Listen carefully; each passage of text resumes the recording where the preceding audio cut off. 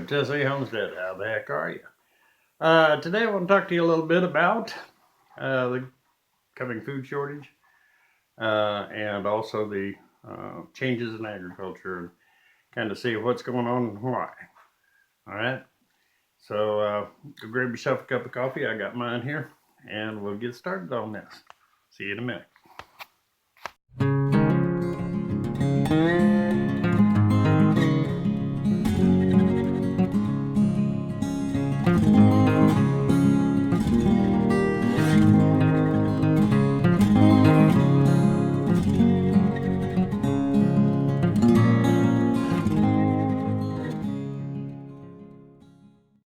Back, how are you? Anyway, been looking at a lot of information here of late, a lot of USDA stuff. There's a lot going on out there that y'all need to be aware of. Okay, and let me explain some of it to you. I think big ag, and I'm talking about the big family farms, are going to collapse, and it's coming. Handwriting's on the wall.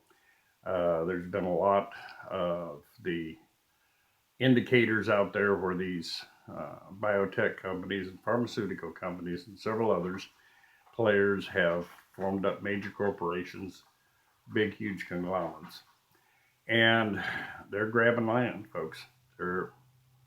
They want to be the world's farmers. Okay, they think they can do it best. Plus, if you can control the food, you control the people, and they're well aware of that. So, on that thought, let's get to going on this. I started looking at first, how's this GMO thing coming along? You know, what kind of usage, what kind of seeds they're using, and so forth. And what I was looking at was they have it all broke down by plain GMO seed, this type with this coatings and this type with that coatings and so forth. The USDA's got a grocery list out there. So I just wanted to look at the figures from the people who are now having, because you'll find that as their soil degrades, that they pretty much have to go with the top of the line stuff just to get it to pop up out of the ground. So I wanted to see how that was looking. So I went back and I looked over this last decade, 2000 to 2019. All right, and here's what I saw in that. Where cotton's always been GMO and the coatings and so forth. You can get all that, but pretty much cotton is 100% GMO. All right. Now they are having to go with more seed coatings because as the soil deteriorates, then they start losing their ability to grow without putting those microorganisms on the seed. Pretty much where it's at. 2000. This is the percentage of cropland, and in these crops are being planted in. And the full Monty corn, okay, is in 2000 was 21% of the available cropland was being used for that. Soybean, about 56%. That was in 2000. When I say available cropland, I'm talking about these big agricultural operations. Now in 2019, those figures changed. And they changed a lot. And they point in the direction of a degraded soil system. Big time. Because farmers aren't going to pay any more for seed than they're going to have to get it up out of the ground. Okay, it's just not going to happen. Money's tight, and we'll cover that here in a little bit. But in 2019, corn was 92% of the crop. 92%, up from 21. Soybean was at 100%. They were having to use the Cadillac seeds. Yeah, 100%. Up from 56 just 9 years prior. Not good. And then, are we headed for a real financial crisis for the farmers? And I don't want to lump all farmers into this. There's people out there like Gabe Brown and guys like him who have used natural soil management They're doing great. They're doing great. They actually had good crops this year. Okay. Uh, but let's look at this. Government direct payments. Now, this is one that just kind of caught my eye, but I thought I'd share it with you. In 2000 to 2018, that direct payments averaged 11 million a year to these large farmers. 11 million since 2000, right on through 2018. Now this current season, yeah, that figure jumped to 22 million, doubled. Yeah. You think they was filing on a lot of insurance claims? You can count on it. And in the process, I started saying, well, how can these guys afford this? And it hit me, a lot of loans being cut out there. These guys are borrowing like son of a guns on crops that they're not making a profit on. Just doesn't make any sense. Other than you get to talking to some of them, you'll find out that, they're going to sell their souls to stay on that farm as long as they can because that's all they know. Okay? And they're trying to hang on to it for the next generation if the next generation wants to get on it. You want to know why a lot of young people don't stay on the farms? No money in it. Okay? You got to really love what you're doing. They haven't developed the love for it. They're more interested in the love of money. And they can look at their time be far, far better spent than to, get a degree in agriculture and go back to the farm. On top of that, getting a degree in agriculture, you're basically going to get taught how to continue what's been going on. That's it. That's primarily what they teach you. Oh, you got to have the yield, so you got to do X, Y, and Z. Sad. But that's how I got hooked up in this, and I got kind of fascinated with farm debt. I mean, I went back to the 70s and came forward. The 60s was really low, say in the 70s. And I not only wanted to find out, and these all come from the USDA, by the way. It was more than just how much, but who was lending these farmers this money. Let me break this down for you. In 1970, and I'm going to skip the middle years, just decade by decade, show you how this has changed. 1970, commercial banks loaned farmers $3 billion. Farm loans, the government loaned farmers $6 billion. Personal loans, from all assorted other sources, came in at $10 billion. Farm service financing, tractors, implements, so forth, was at $2 billion. Insurance companies loaned through their operations $11 billion. Okay, not too shabby, fairly low. 1979, you start seeing a heck of a shift. Now you go from, around, let's say here, we're talking about 31 billion total in loans for 1970. Now by 1979, you're talking about commercial banks are now up, they're lending to 7 billion.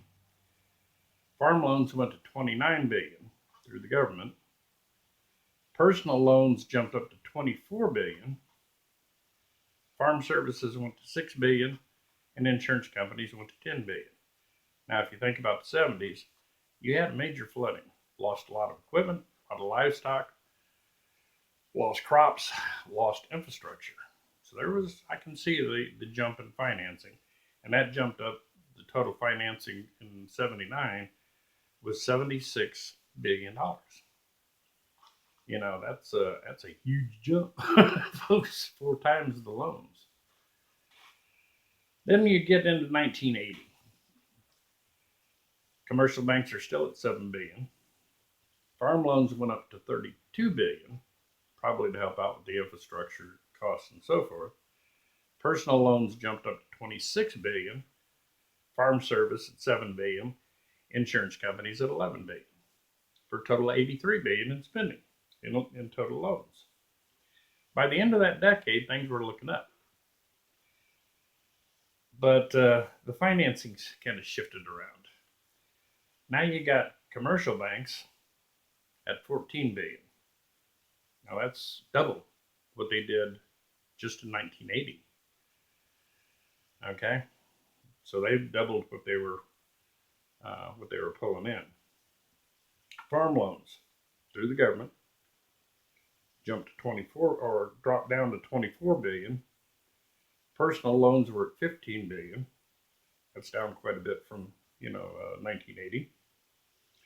Farm service stayed at 7 billion, and insurance companies were down to 8 billion, for a total of 68 billion. So farmers paid down some debt during that decade. Huh? Not bad. Okay, I'm gonna get to the next page here, where it really gets kind of interesting. So we got 1990, same trend. Farming was holding its own, mainly because you had more of a mix of conventional crops and things of this nature. But in 1990, commercial banks were loaning at 15 billion. Farm loans were 23 billion. Personal loans 13 billion. Farm service 7 billion, and insurance companies were 8 billion, for a total of 66. So we're on the right curve here. We're paying off debt. By 1999, you're looking at commercial banks now move their loans up to 28 billion, almost doubled. Farm loans went to 28 billion. Seems like the government and the banks were kind of splitting the loans up there. Personal loans rose again to 17 billion. Farm service dropped to 4 billion, most probably because nobody was buying equipment. Insurance company loans went up to 10 billion, for a total of 87 billion in 1999. Then we have 2000.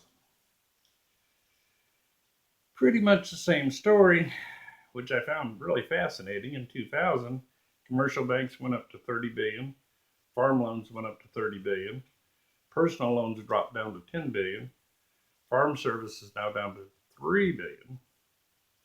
Yeah. Insurance companies at 11 billion, for a total of 84 billion. Still on the right curve here. We're still kind of trying to hold the ground here from the previous season. From 99 to 2000, they paid off 3 billion in debt. Not great, but not bad. Then we come to 2018. Don't have the numbers for 2019. Those are going to be fascinating, I'm sure, if not really bad. Now keep in mind, okay,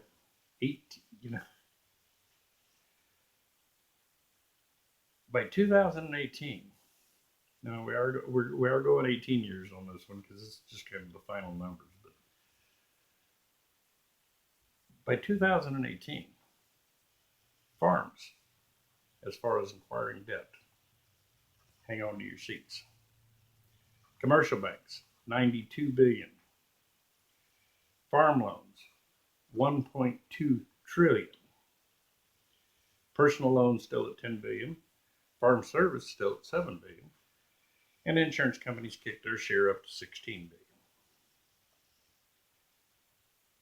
In 2018, it's last year's figures, total farm debt increased to $2.45 trillion. Now you got to figure, folks, real estate prices in agricultural lands only going up 3 to 5%, depending on where you're located at. That ground isn't worth all this. But they're at 2.45 trillion, and I can guarantee you, if the banks are still loaning the money, it's going to get worse next year, because they didn't pay for the seed they put in the ground in 2019.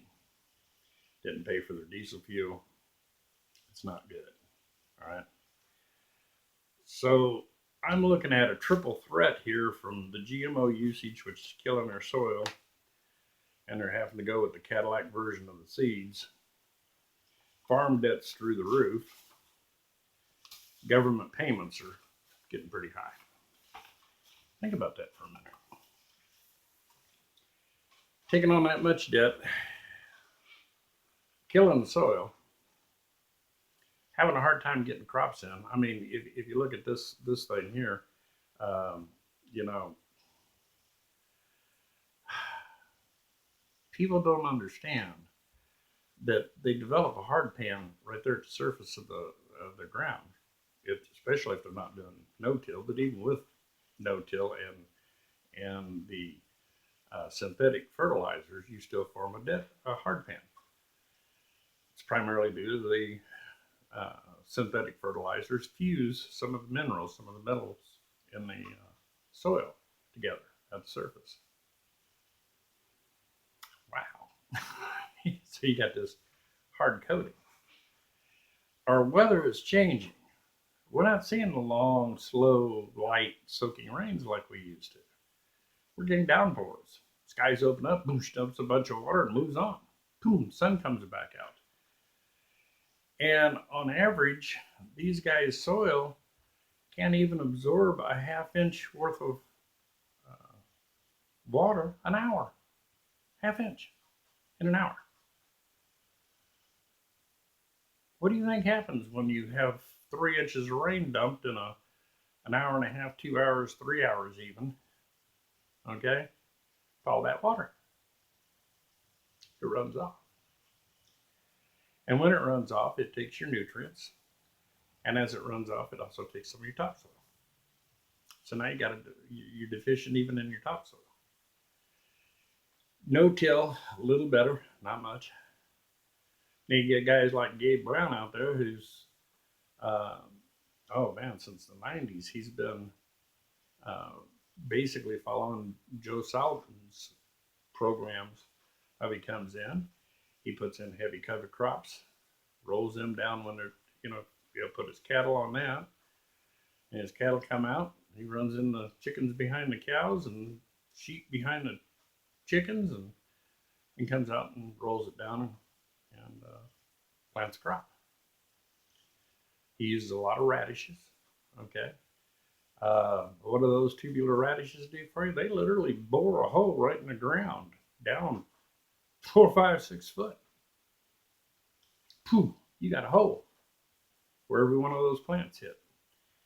If you're using a drill or something to plant those, you virtually just turned your top layers of soil into a big screen for water. Someplace for the water to go and puddle and be sucked right down into that soil. That's how he's, being able to deal with 20 inches of rain. Okay? And keep it on his land. You have the mat cover. All these different things play into Mother Nature's got it right. Mother Nature knows how to make soil grow, not wash off. If we don't start fixing this, there ain't gonna be a family farm. There just isn't gonna be one. They might keep 1 or 2 in each state so they have somewhere to go show people an example of a family farm. But as far as any real farming and real agriculture, it is not going to happen. People can't keep this up. Okay? As soon as we wake up to that, the better off we're going to be. You couple that with these things like the climate changes that are going on, primarily due to the grand solar minimum, and man, we've just started into that curve. We got a long road to hoe here. Then you throw in one more little butt kicker. I'll just use India and China, but there's a lot more. India and China used to be net exporters of food. They grew way more than they could eat. India, their farming community has just been torn to pieces. GMO. Indian farmers, I read an article a while back that farmers are committing suicide. That get shook up by it because they're losing their farms.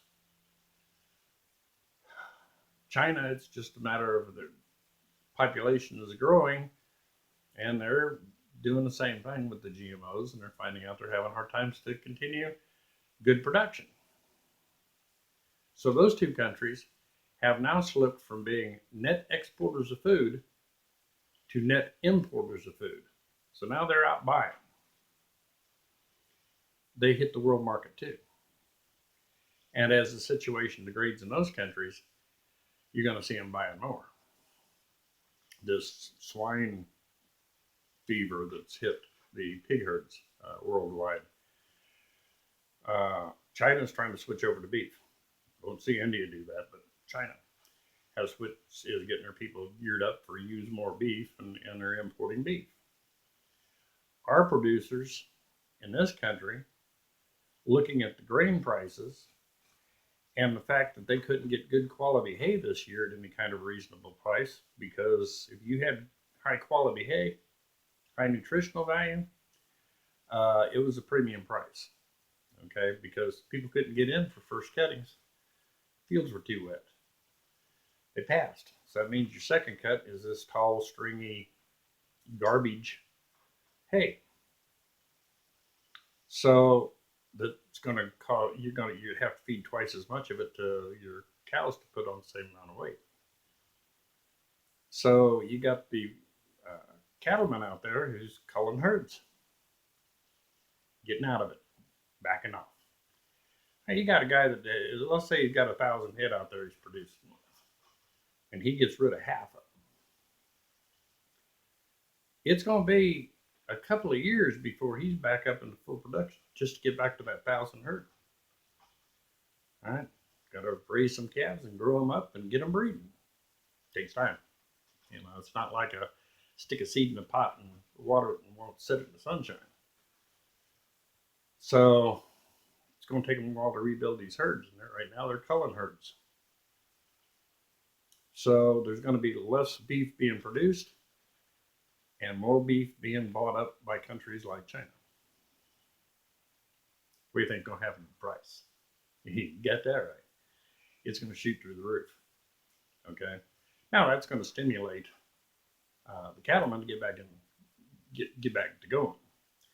But you got to understand that what you're paying in the store, a guy that raises that beef ain't getting anything close to that, unless he's got himself a processing plant and is processing himself and selling it direct.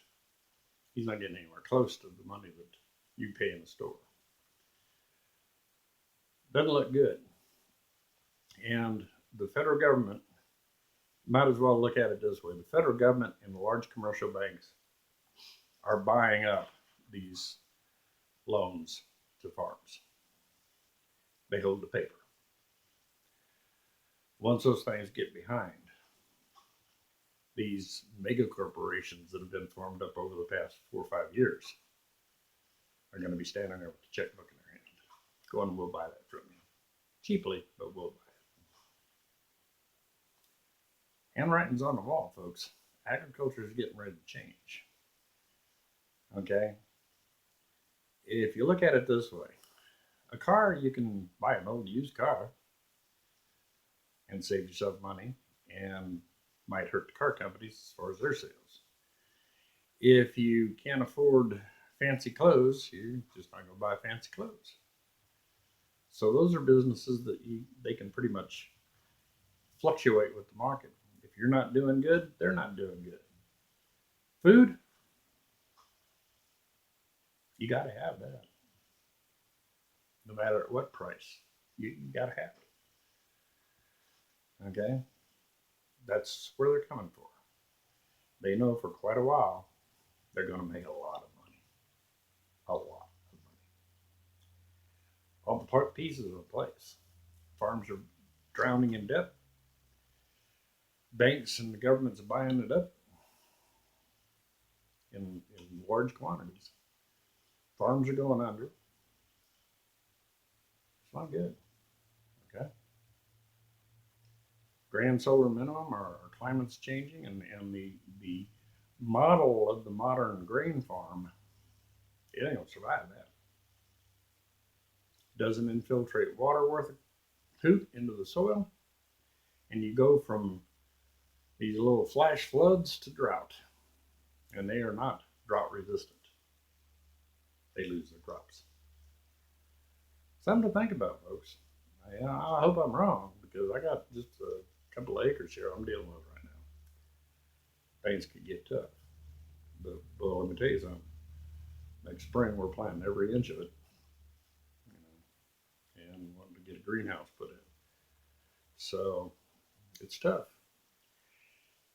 Not a lot of good news in this one. Keep watching for what's going on out there. I love you guys and I appreciate you. But get ready.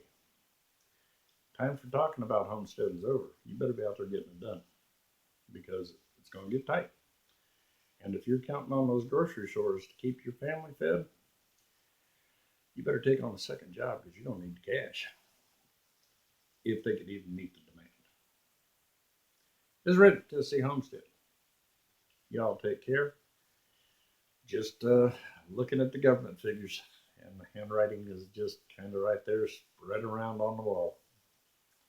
Don't look real good. I'm kind of excited to see exactly what the total of 2019's figures come out to be. It's going to be interesting.